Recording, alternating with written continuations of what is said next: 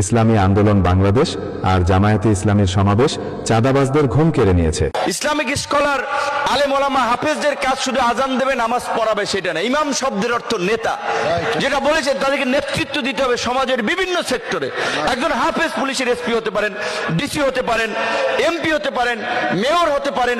যেই লোকটা আল্লাহকে ভয় করে, আল্লাহর কোরআনকে মেনে চলে, তার দ্বারা দুর্নীতি, অন্যায়, অনিয়ম হবে না।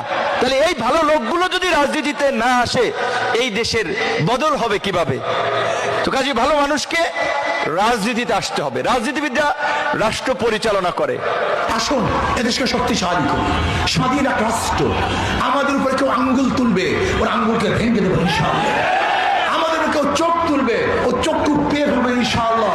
আমরা স্বাধীন সত্তা নিয়ে জীবন যাপন করতে চাই। আমরা বাংলাদেশের মানুষ, 18 কোটি দেশের মানুষ। আমরা, আমাদের কাছে হাজারো স্বর্ণ আছে। এই গোটা মানুষগুলি এক একটা স্বর্ণ এবং রূপার খনির ন্যায় খনি। সবচেয়ে দামি, সবচেয়ে বড় সম্পদ মানব সন্তান, মানব সম্পদ। এই মানব সন্তান, মানব সম্পদ আমাদের কাছে আল্লাহ দিয়েছেন। বাংলাদেশ কারোর কাছে মাথা নত করবে না, করতে পারে না। আসুন না আমরা সব ইসলামের পক্ষে আসি। আমার শেষ কথা নেই, ওদের মার্কার সাথে ওদের কথার সাথে মিল নাই। যারা নৌকা নির্বাচন করে তার নৌকা চালাতে পারে না, যারা ধানের শীষে নির্বাচন করে ধান কাটতে পারে না, যারা